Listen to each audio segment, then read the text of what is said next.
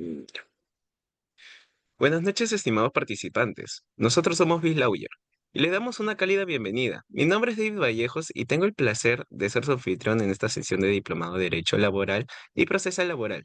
En esta ocasión contamos con la presencia de un distinguido ponente, Carlos Quispe Montesino. A continuación me gustaría presentar.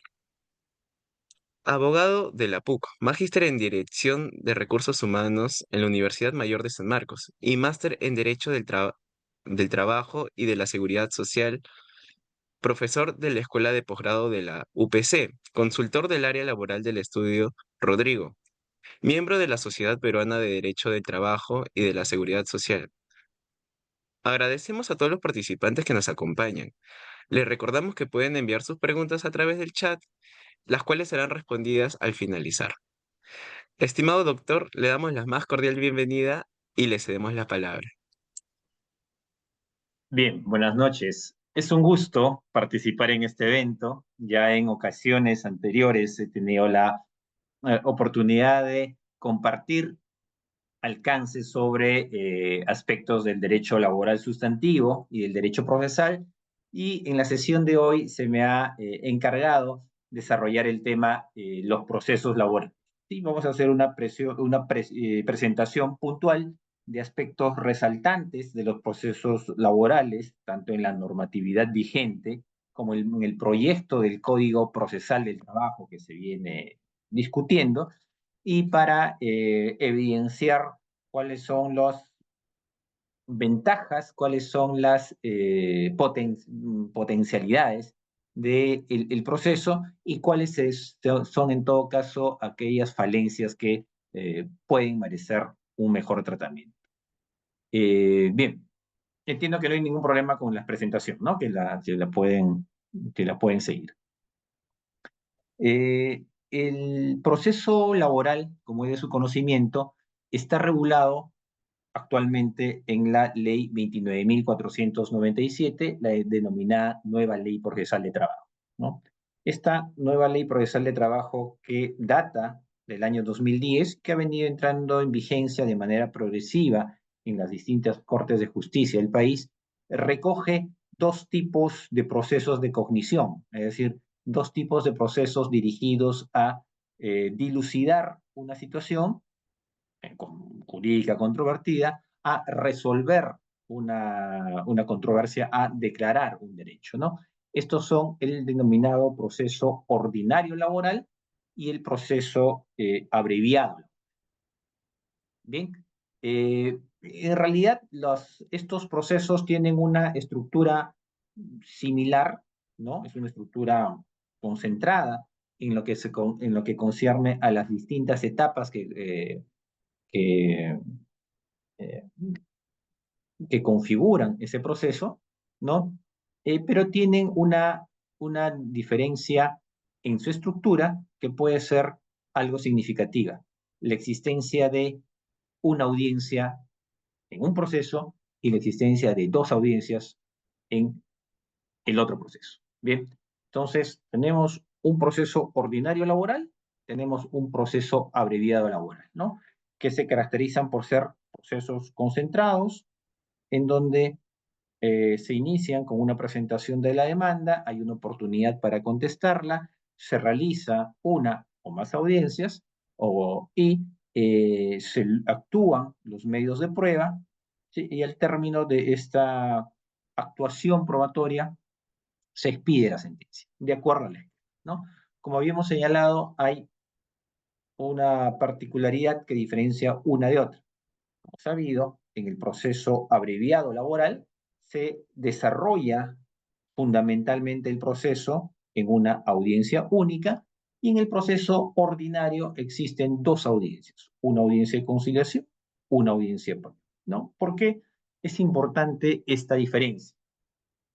Porque cuando se concibe el proceso ordinario laboral, donde habrán de tramitarse la mayor parte de los procesos laborales, se estima que en esta primera audiencia, en la que se desarrolla luego de presentada la demanda y antes de que se tome conocimiento del contenido de la contestación de la demanda, se esperaba que en gran medida los procesos se compongan en esa etapa, en esa denominada audiencia de conciliación, ¿no? Donde la parte demandada asistía y supuestamente motivados por el juez y por la disposición de las partes a componer el conflicto, la controversia habría de concluir, ¿no? Con una audiencia de conciliación sin que sea necesaria una etapa de juicio. Y para eso se concibió en el proceso ordinario y en el proceso abreviado, ¿no? Concentrando estas dos audiencias en una sola, se concibió pues una audiencia única en donde en primer lugar se desarrolla la etapa de conciliación y si esta fracasa, inmediatamente se pasa a la etapa de juicio o de juzgamiento. Ya con varios años de vigencia de esta nueva ley en la mayor parte de cortes de justicia del país, se ha evidenciado pues que la audiencia de conciliación no ha servido, no ha tenido la eficacia esperada para aquellos fines para los cuales fue prevista. Es decir, que los procesos concluyeran pronto con un acuerdo de las partes sobre los términos del conflicto, ¿no? Sabemos que existen en nuestro ordenamiento laboral, y de repente no solamente en el ámbito judicial laboral, reducidos niveles de conclusión del proceso en esta audiencia de conciliación. Ergo, en la mayoría de los casos, en las audiencias, en los procesos ordinarios, la audiencia de conciliación se ha convertido pues en una diligencia de mero trámite, en la cual la parte demandada presenta su escrito de contestación de la demanda o si ya lo ingresó previamente de manera electrónica, el juzgado en esa etapa corre traslado de la audiencia de contestación de demanda a la parte demandante en atención a que no se consiga. En la gran mayoría de cortes de justicia del país, sino en todas, y en la gran mayoría de los procesos judiciales ordinarios, casi todos, no se consigue. Entonces tenemos a la fecha una audiencia de conciliación que se desarrolla solamente para que el juez admita la contestación de la demanda ante el fracaso de la conciliación y convoque una segunda diligencia, ¿no? Corriendo en ese momento traslado del escrito de contestación de demanda a la parte demandante. Es decir, se dilapidan tiempos, esfuerzos de las partes y del órgano jurisdiccional, sin duda, que pudieran tener un mejor destino, ¿no? Resolver en audiencia única todas las controversias. Entonces, una lección que nos ha dejado esta estructura del proceso y esta diferenciación entre audiencia, entre procesos ordinarios y procesos abreviados, ¿no? Es que tenemos una audiencia de conciliación ineficiente y que nos lleva a concluir y adelantándonos a una de las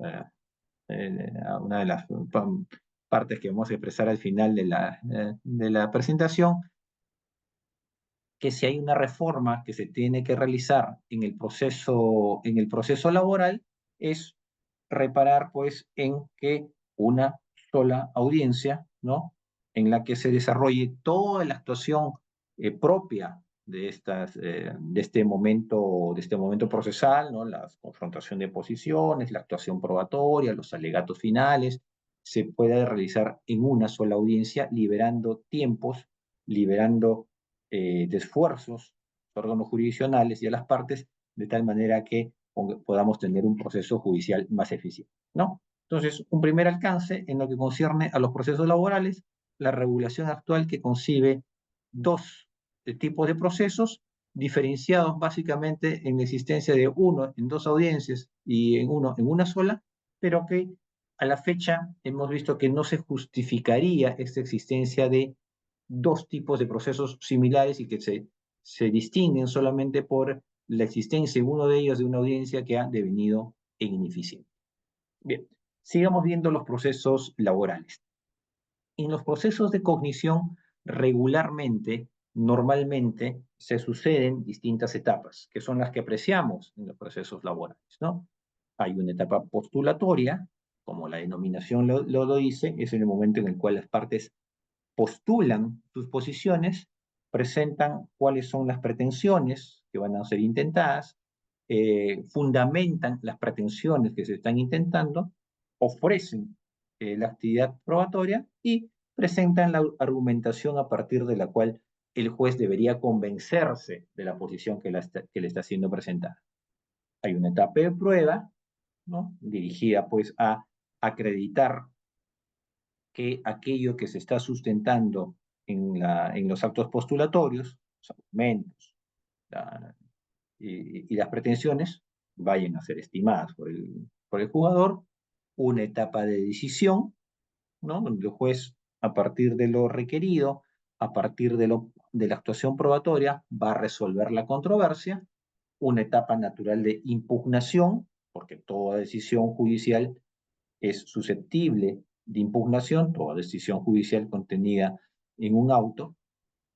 Tenemos pues en nuestro ordenamiento reconocido el principio de pluralidad de instancias que garantiza que si una de las partes o de las dos partes no están de acuerdo con lo decidido por el juez, esta decisión puede ser impugnada ante un tribunal superior. Y finalmente una etapa de ejecución que implica que una vez que ya tengamos una decisión firme sobre la controversia, esta decisión judicial vaya a ser, el nombre lo dice, ejecutada, vaya a ser cumplida. Bien, entonces veamos puntualmente en el proceso laboral estas etapas. La primera etapa, la denominada postulación del proceso, que se expresa básicamente en actos escritos, ¿no? La demanda por parte del demandante, donde señala qué es lo que pretende, a quién está demandando, qué es lo que está demandando, por qué está demandando. Es decir, pretensión, contra quién va dirigida y la fundamentación de la pretensión. ¿Qué demanda? ¿Quién demanda? ¿A qué? ¿Quién demanda? ¿A quién demanda? ¿Qué demanda y por qué demanda? ¿No? La fundamentación de la demanda. Y a su vez, la parte demandada se expresa en esta etapa postulatoria a través de la contestación de la demanda, ¿no? Y en la contestación de la demanda eh, presenta sus defensas procesales, es decir, puede cuestionar la existencia de la relación jurídica procesal a través de una excepción, ¿no? Las distintas modalidades que estas pueden tener, cuestionar que se sostenga la relación jurídica procesal o en todo caso que la relación se configure en los términos que están siendo presentados por la parte demandante y en esta misma etapa postulatoria del proceso, el juez realiza un control de los requisitos de eh, admisibilidad y procedencia de la demanda fundamentalmente, pero también hace una evaluación de la contestación de la demanda si satisface las exigencias legales, ¿no? En esta etapa postulatoria del proceso, también corresponde al juez determinar los aspectos sobre los cuales va a versar la controversia, ¿no? Es lo que se traduce en la identificación de las denominadas pretensiones materia de juicio. Entonces, en los procesos laborales, ¿no? En la etapa postulatoria del proceso, las partes presentan sus posiciones, el demandante a través de su demanda, el demandado a través de la contestación de demanda, en ambas se expresan lo que las partes intentan en el proceso, el demandante el derecho que querrá ser reconocido, ¿no? La parte demandada, las razones por las cuales esta demanda no debe ser estimada, la parte demandada tendrá la oportunidad de presentar sus defensas procesales, las excepciones dilatorias, las excepciones perentorias en sus distintas expresiones, las partes argumentarán de por qué sus pretensiones deberían ser estimadas y ofrecerán la actividad probatoria, ¿no?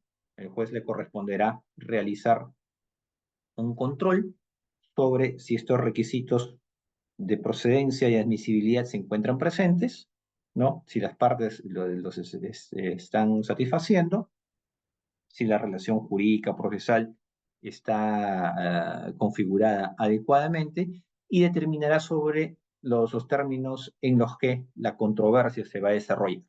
Porque recuerden que el juez tiene como límites aquello que las partes le están proponiendo en el juicio. El juez se debe ceñir, y hay un principio conocido, el principio de congruencia, por el cual el pronunciamiento que realiza el juez en la sentencia debe tener correlato con aquello que está siendo pretendido, con aquello que está siendo planteado. Bien, esa es en el proceso laboral, la expresión de la denominada etapa postulatoria. Luego, dentro de ese esquema que hemos presentado del desarrollo de los procesos, tenemos una etapa probatoria que básicamente se va a expresar en los juicios laborales, bien sea en el proceso abreviado, bien sea en el proceso ordinario, en la denominada etapa de juzgamiento o de juicio, ¿no? Quienes han participado en estas audiencias judiciales tendrán conocimiento que en las denominadas audiencias de juzgamiento o en la audiencia única de proceso abreviado, pero ya en la etapa de juzgamiento, esta etapa se inicia con una confrontación de posiciones, ¿no? Donde las partes alegan resumidamente y puntualmente, uno, las pretensiones que se están intentando y los hechos en los cuales sus posiciones están siendo sustentados, ¿no? Pretensiones, hechos. Así se inicia esta etapa de juzgamiento e inmediatamente después de esta presentación que se realiza ante el juez de qué es lo que se quiere lograr en el proceso y los hechos que respaldan la posición de una y otra parte, viene la etapa central, la etapa estelar, ¿no? La de la actuación probatoria, en la cual las pruebas que han sido ofrecidas tanto en la demanda como en la contestación de la demanda van a ser objeto de evaluación por el juez para determinar su admisión, si son admitidas, son rechazadas. En esta actuación probatoria también las partes van a poder cuestionar los medios de prueba y se va a poder la actuación propiamente dicha de la prueba, propiamente dicha de las pruebas que lo vemos en un minuto. ¿Qué más ocurre en los procesos laborales en esta etapa de prueba y que se manifiesta en la etapa de juzgamiento? Los alegatos finales. Es decir, luego de que se han actuado todos los medios de prueba que normalmente, regularmente, se desarrolla en la audiencia de juzgamiento o en la etapa de juzgamiento, las partes tienen la oportunidad de expresar los denominados alegatos finales, que a diferencia de la confrontación de posiciones, que es una presentación inicial en base al contenido de la demanda y la contestación de la demanda, en los alegatos finales las partes se expresan en función a la prueba actual en la audiencia, ¿no? O sea, ya el sustento de las partes va a ser lo que el juez ha visto o ha debido apreciar en la etapa de actuación probatoria, justamente para que la valoración que vaya a desarrollar sea acorde a lo que cada una de las partes está presentando. Y de acuerdo a la norma procesal, inmediatamente después ya corresponde pasar a la etapa inmediata siguiente, a la de la expedición de la sentencia, la etapa decisoria, ¿no? Que normativamente se puede expresar en la misma audiencia, ¿no? Que se podría expresar el fallo, o lo que ocurre regularmente es que se produce una reserva de este acto para algunos días después, ¿no? En el texto, de acuerdo a los 5 días siguientes. Entonces tenemos, recapitulando, una etapa postulatoria del proceso, demanda y contestación, ¿no? Hasta el momento que se fijan los aspectos materia de la controversia, se identifican las pretensiones en materia de juicio, luego vamos a pasar a la actuación probatoria que se va a desarrollar la etapa probatoria en estos procesos laborales, el abreviado y el ordinario, en la etapa de juzgamiento, con los momentos que hemos visto, la confrontación de posiciones, la actuación de las pruebas, los alegatos y la sentencia. Y la sentencia propiamente ya es la expresión de la parte decisoria, ¿no? Algunas precisiones en lo que concierne al juzgamiento, a la confrontación de posiciones que habíamos mencionado, ¿no? Perdón, la parte, habíamos señalado que la parte demandante expresará las pretensiones que intenta, los hechos relevantes que la sustentan, la parte demandada tendrá la oportunidad de plantear sus defensas procesales, es decir, el cuestionamiento a la relación jurídica procesal, y también se sustentará pues en aquellos hechos relevantes que sustentan sus defensas de fondo. En la etapa de actuación probatoria, también hay momentos, inicialmente el juez descartará aquellos hechos que no necesitan actuación probatoria, o que a su criterio no requerirían que se actúen los medios de prueba, porque en supuestos en los que existan hechos que sean admitidos por la contraparte, hechos que estén presumidos legalmente, hechos que hayan sido reconocidos en una resolución judicial que ya tenía la calidad de cosa juzgada, o hechos notorios o impertinentes para la controversia. Entonces, al momento de la actuación probatoria, el juez lo que realiza inicialmente es descartar aquellos hechos que no necesitan actividad probatoria.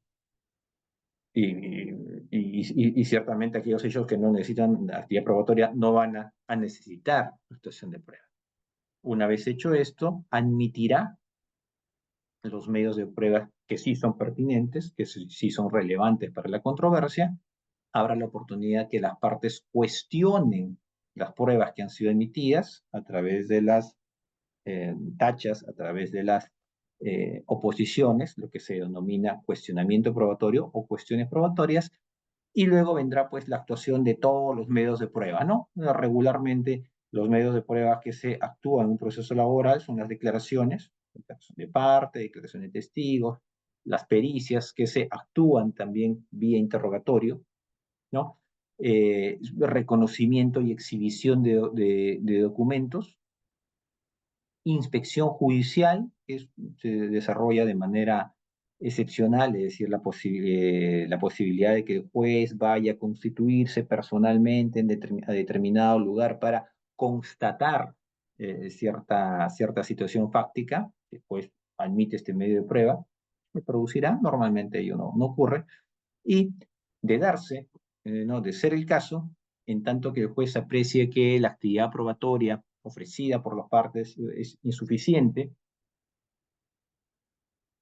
para generarle convicción, entonces podrá disponer la actuación de un medio probatorio de oficio, ¿no? Una etapa de oficio que implica que el juez dispone la actuación de determinado medio para validar las posiciones que las partes están esgrimiendo en el juicio, ¿no? Los hechos que están siendo esgrimidos.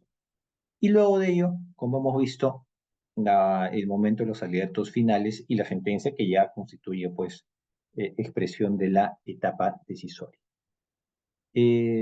Habíamos dicho que en un proceso de cognición, son los procesos abreviados, como son los procesos ordinarios laborales, tenemos una etapa inicial de postulación del proceso, en la cual hemos hecho referencia, una etapa de prueba, también hemos hecho referencia, una etapa de decisión, etapa decisoria, expresada en la sentencia por la cual el juez va a resolver la controversia, y luego viene la etapa impugnatoria.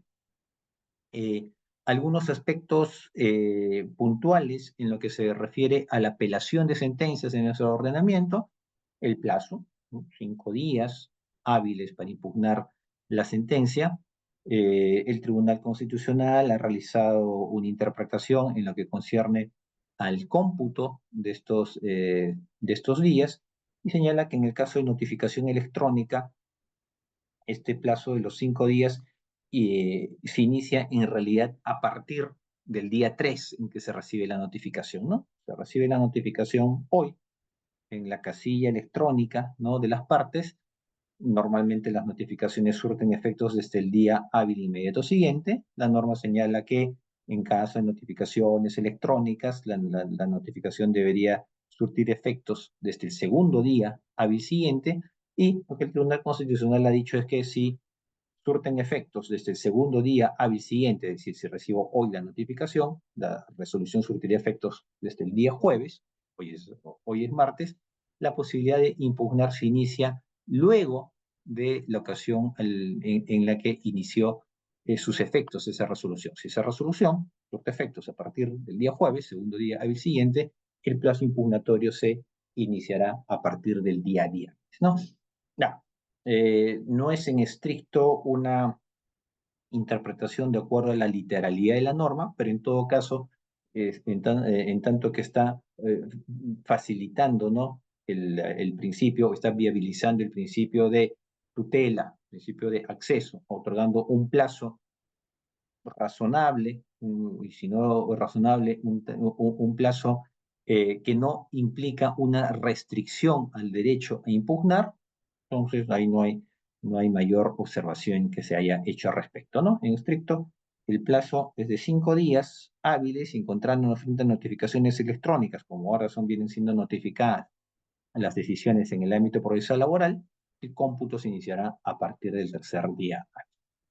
Eh, una vez que se produce eh, la apelación, si este satisface los requisitos de admisibilidad y procedencia, pues si se presenta dentro del plazo, si se ha cumplido con el pago de la tasa, el recurso se elevará ante el Tribunal Superior, la Sala Superior, quien fijará una fecha de vista de la causa, es decir, una fecha de audiencia, en la cual los abogados pondrán sus posiciones y al término de la audiencia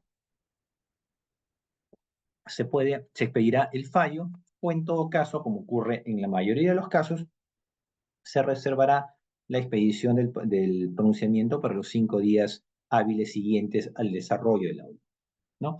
Una particularidad es que las salas superiores están conformadas por 3 magistrados, tribunal, y se requiere una mayoría para que podamos contar una sentencia, ¿no? Es decir, de los 3 magistrados basta que 2 estén de acuerdo en el sentido de la decisión para que ya tengamos sentencia, ¿no? No es necesario que exista unanimidad ni que se cuenten con 3 votos, o sea, porque los 3 magistrados que hayan 3 magistrados, como ocurría antes, que estén de acuerdo en el sentido de una decisión, sino se requiere solamente el voto de la mayoría, o sea, que coincida la mayoría en el sentido de la decisión, confirmar, revocar o anular la, la decisión que es materia de impugnación, para que ya tengamos la sentencia de vista.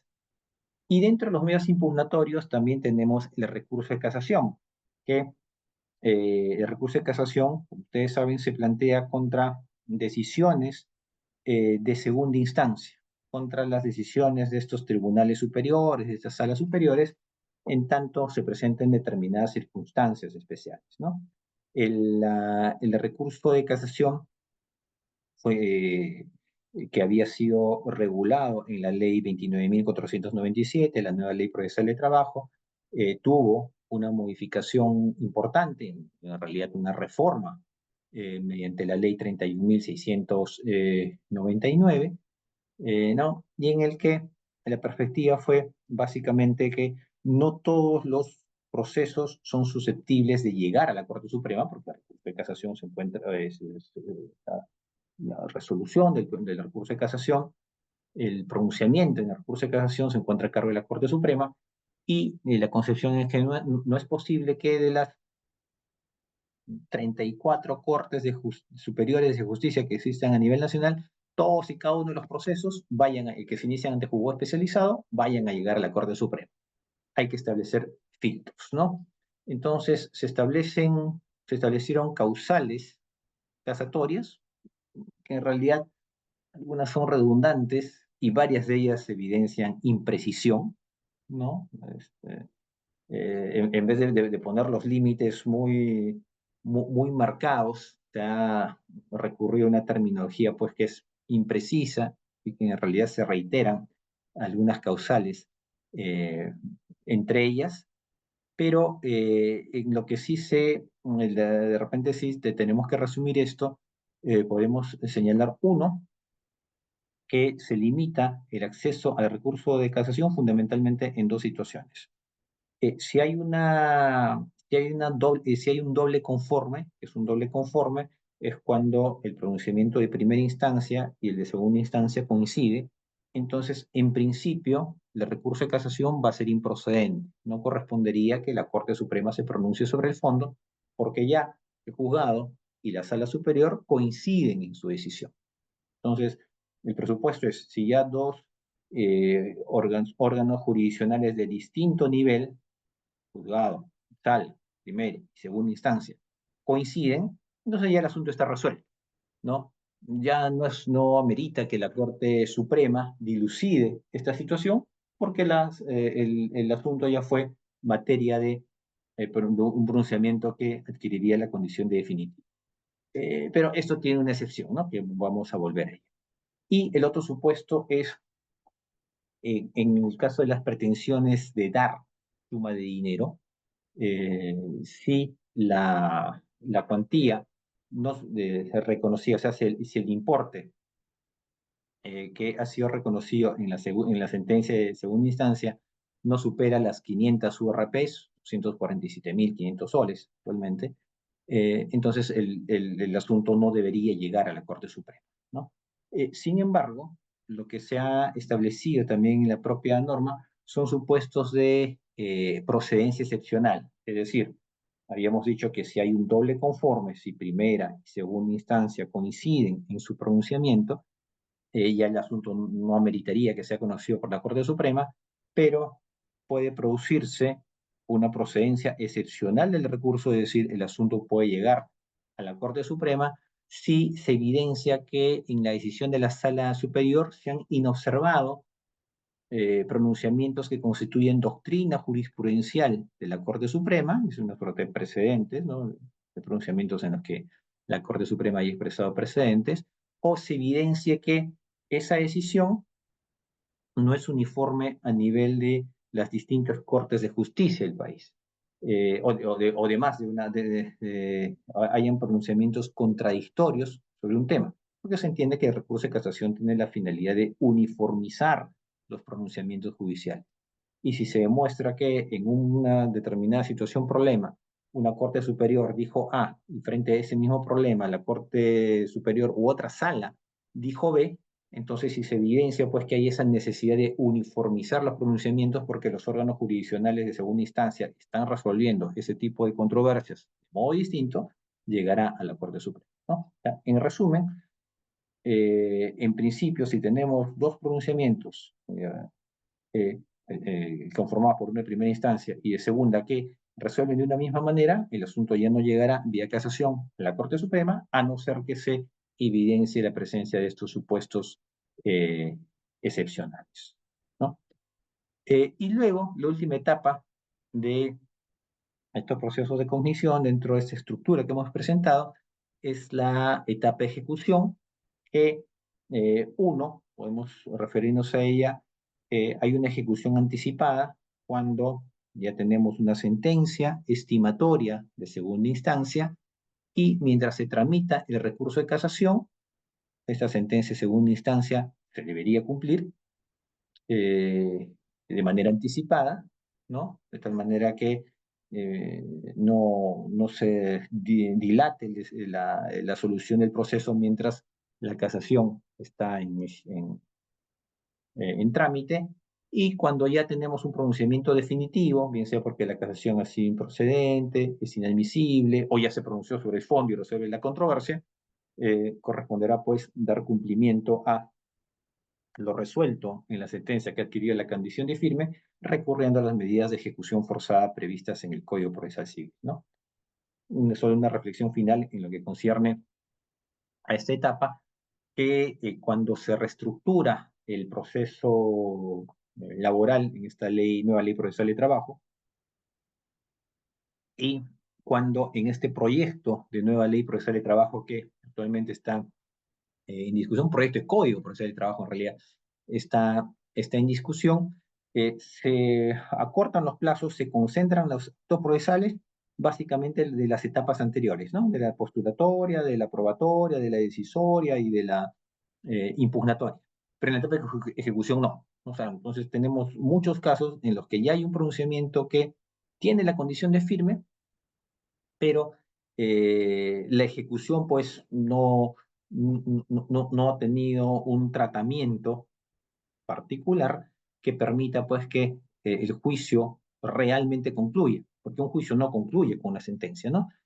Ni aún así sea de la Corte Suprema, el juicio concluye en realidad cuando se cumple lo decidido en él, ¿no? Y esta etapa, en muchos casos, esta etapa de ejecución es la que toma mucho más tiempo que las etapas previas para que se pueda concretar lo decidido a nivel judicial. Bien, eso es en resumen, y un resumen bastante apretado, eso es lo que concierne a nuestros procesos laborales de cognición, el abreviado y el ordinario, contemplados en la nueva Ley Procesal de Trabajo. En los minutos que tenemos, una breve presentación de lo que se pretende innovar en el Código Procesal de Trabajo. Hay un Código Procesal de Trabajo que eh,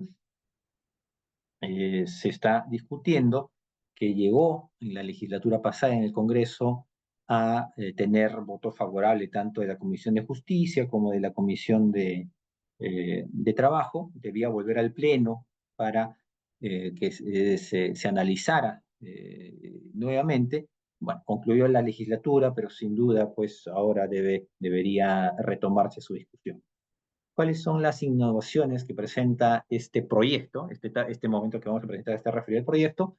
Básicamente el contenido de la estructura del proceso, ¿no? Una postulación, la etapa de prueba, la etapa impugnatoria, la sentencia, es igualito, o sea, no hay es una copia casi idéntica con unos agregados, algunos necesarios, algunos innecesarios al articulado actual, que no justifican un orden.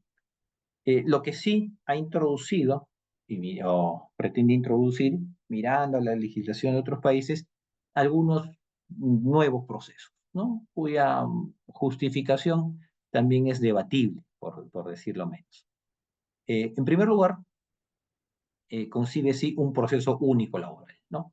Es decir, superar en lo que con proceso de cognición se refiere, en lo que es el proceso, a la distinción entre proceso abreviado y proceso ordinario, que como vimos en la parte inicial, actualmente están diferenciados básicamente por la existencia de una audiencia única en el abreviado y una audiencia de conciliación y audiencia y juzgamiento en el ordinario, y que habíamos dicho que no se justifica la existencia de estos dos procesos. Sí, y de repente ese es podría decir, único mérito de este proyecto que se está presentando, es concebir la existencia de un proceso único laboral que en realidad no requeriría un nuevo código, una nueva ley, ¿no? Bastaría con una modificación a la norma vigente, ¿no?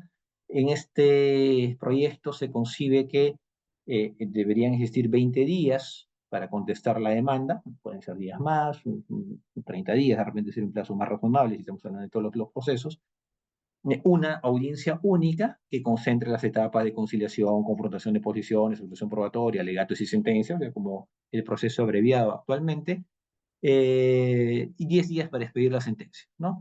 Una disposición hay discutibles que en etapa de conciliación el demandante pueda actualizar sus pretensiones, que en realidad daría lugar a una modificación de la demanda, y sobre las cuales tenemos nuestros reparos, pero uno de los procesos que es contenido en este proyecto de Código Procesal de Trabajo y del cual no deberían haber observaciones mayores, salvo este tema que en la conciliación se pueden actualizar las pretensiones, es que se superaría la distinción entre proceso abreviado y proceso ordinario, y en un solo proceso todas las controversias de cognición con audiencia única. Y se supera pues también la existencia de esta audiencia de conciliación que como hemos visto no ha tenido mayores resultados, sin que se suprima una etapa de conciliación, porque en esa audiencia única, tal como ocurre actualmente en el proceso abreviado, en el momento inicial puede haber un momento para que las partes concilien o pues promuevan la conciliación, ¿sí? Entonces, primer proceso que se pretende incorporar en este proyecto, el proceso único, ¿sí? Yo creo que la mayoría diría que es bienvenido. El proceso, aquí empiezan los reparos. El proceso monitorio, ¿no? Es un proceso concebido para juicios en los que se demandan prestaciones económicas de hasta 100 URPs, o sea, el equivalente a 10 UITs, no es un monto particularmente elevado, que previamente a la interposición de la demanda va a requerir o requeriría que el reclamo se presente ante el Ministerio de Trabajo o un centro de conciliación habilitado por el Ministerio de Justicia. Se introduce una etapa administrativa a un proceso judicial, pero eso creo que no es lo más llamativo. Y lo que sí es llamativo es que para este proceso, en los que se están demandando algo más de 50.000 soles como monto máximo, o en los que se demandaría algo más de 50.000 soles como monto máximo, se exigiría a la parte demandante que evidencie la existencia de una relación de trabajo, como boletas, planillas, certificado de trabajo, etcétera. Pero en un país en el que el 70% de eh, eh, de las relaciones laborales son informales, existe un 70% informalidad, o sea, y por el monto, normalmente, ¿no? Si estamos pidiendo beneficios sociales, remuneraciones por montos que no superan las 10 UITs, no vamos a encontrar, pues, ante relaciones, o sea, el marco, o sea, ese tipo de procesos estaría concebido para relaciones laborales de periodos cortos, relaciones laborales en los que los ingresos no han sido significativos y que normalmente esto corresponde pues a relaciones laborales informales. Pero si estamos frente a una relación laboral que no es formal, la exigencia pues de boletas, de planillas, certificados de trabajo, certificados de retenciones es casi irreal, ¿no? Porque quienes tienen conflictos por estos montos normalmente, ¿no? Son personas que se encuentran pues en una relación de trabajo informal. Entonces, ¿cómo exigirles documentación que es más propia de una relación de trabajo formal? Entonces, esa es una inconsistencia del proyecto, ¿no? Ahora, se concibe también que si el juez, a partir de esa documentación cierta, advierte que efectivamente habría una relación de trabajo y que hubo un incumplimiento, pues, porque a partir de la demanda, si alguien acredita la existencia de la relación de trabajo y alega que no le habrían pagado los beneficios, entonces expediría un autorrequerimiento de pago, como el proceso ejecutivo, ¿no? Un requerimiento, cumple usted, señor demandado, en pagar en el plazo de tales días tal importe. Es un tanto irreal la concepción de este proceso que se ha tomado mirando, o sea, de otra realidad, mirando Chile, mirando España, que tienen otros niveles de formalidad, y como si todos los eh, procesos, las estructuras procesales pudieran funcionar en todas las realidades, se ha pretendido incorporarla como novedad, ¿no? O se pretende incorporarla como novedad. Otro juicio que pretende ser introducido en este proyecto de Código Procesal del Trabajo, es el proceso de tutela de derechos fundamentales, que se dice que puede ser interpuesto por cualquier trabajador o sindicato, ¿no? Y se dice que es para la tutela de los derechos fundamentales del trabajo. Los derechos fundamentales está haciendo referencia a, no, bueno, no, ni siquiera el trabajo, los derechos fundamentales, a los derechos reconocidos en la Constitución. Pero aquí ciertamente se presentaría una superposición con aquellas pretensiones que son tramitadas pues en los procesos abreviados, en los procesos ordinarios actualmente, o en el proceso único, en este mismo código, porque el derecho a la protección contra el despido, el derecho contra el trabajo, al trabajo, el derecho al descanso, el derecho a la participación en las utilidades, el derecho a la dignidad, ¿no? El derecho a la libertad de trabajo, todos son derechos, a la jornada de trabajo, todos son derechos fundamentales. Entonces, tendríamos un doble proceso para tramitar pretensiones referidas a estos derechos, ¿no? El proceso único y el proceso de tutela de derechos fundamentales. Y se habla de una tramitación urgente y preferente. Pero si ya en el proceso único estamos hablando de un proceso muy concentrado, con una sola audiencia, con 20 días hábiles para contestar la demanda y 10 días para expedir la sentencia, ¿qué más urgente y qué más preferente puede ser este proceso de tutela de derechos fundamentales, ¿no? O sea, parte de la concepción de que concibiendo un reducido número de días para la duración de los actos procesales, entonces se va a obtener una tutela urgente, ¿no? Y una observación que también importante que se le ha hecho a este proceso es, ¿y qué ocurre con el amparo? El amparo es un proceso pues dirigido justamente a tutelar los derechos fundamentales, pero no solamente en el ámbito del trabajo, ¿no? Todos los derechos fundamentales.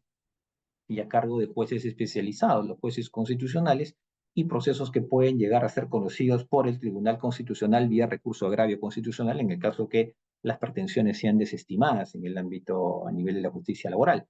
Y vamos a tener un proceso de tutela de derechos fundamentales, un proceso de amparo, un proceso único. En realidad, la viabilidad de este proceso no es eh, particularmente cuestionable. Y un último proceso eh, también contemplaba en este proyecto de Código Procesal de Trabajo, es el proceso de conflictos colectivos jurídicos, ¿no?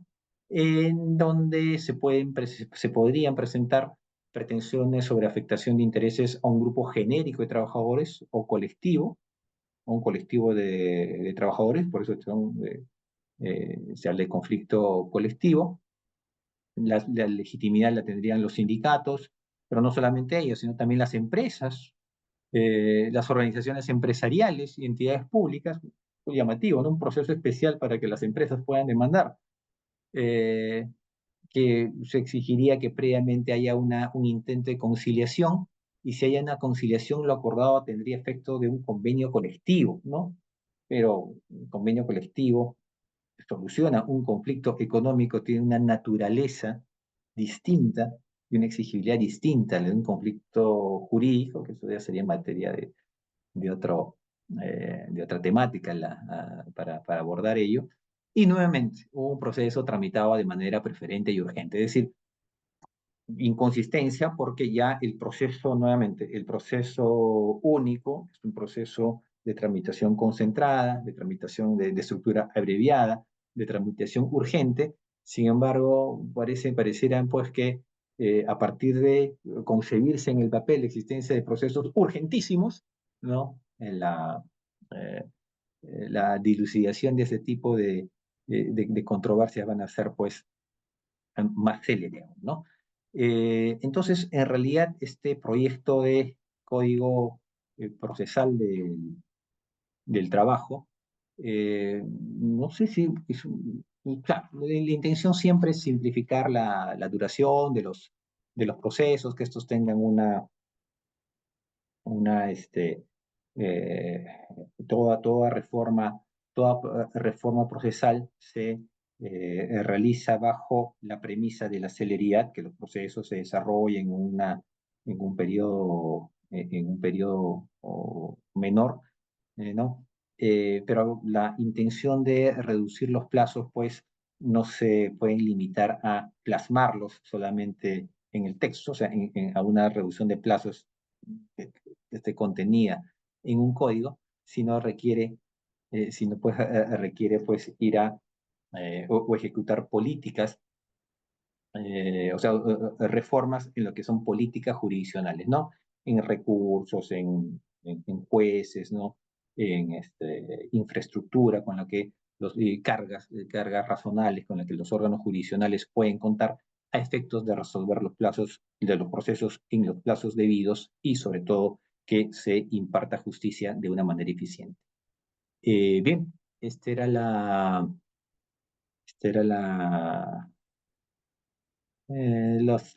los alcances, los temas que quería compartir con ustedes y bueno, a su disposición para si tuviera alguna pregunta, algún comentario que realizar. Excelente, doctor. Efectivamente, hay un comentario, una pregunta de parte de Melina Lapa que dice, buenas noches, doctor. Una consulta. ¿Qué es lo que debe hacer el empleador cuando el juzgado declara fundada la caducidad respecto a la pretensión de la indemnización por despido arbitrario, pero ordena reconocer al ex trabajador una relación laboral de trabajo a plazo indeterminado? ¿Cuál es el sentido de ese tipo de sentencias? Bien, ok, gracias por la pregunta. Eh, aquí hay dos cosas que se están planteando en ese juicio. Uno es que la relación de trabajo que no se ha reconocido como un plazo indeterminado, de repente formalmente fue reconocida como una relación civil, una relación contractual civil, o como una relación de trabajo sujeta a modalidad, es decir, como si hubiese sido un contrato a plazo fijo, sea tenida en cuenta para efectos jurídicos, sea considerada como una relación a plazo indeterminado. Y segundo, que como consecuencia de ello, el trabajador sea repuesto, porque la relación es a plazo indeterminado. Bien, ahora resulta que en el caso que nos plantea Melina, ya operó la excepción de caducidad, es decir, se demandó luego de aquellos 30 días que la ley habilita para demandar la reposición. En este caso, naturalmente, no corresponderá que el trabajador sea repuesto, porque ya el plazo para que pueda intentar válidamente esa pretensión y hacer valer ese derecho ya venció.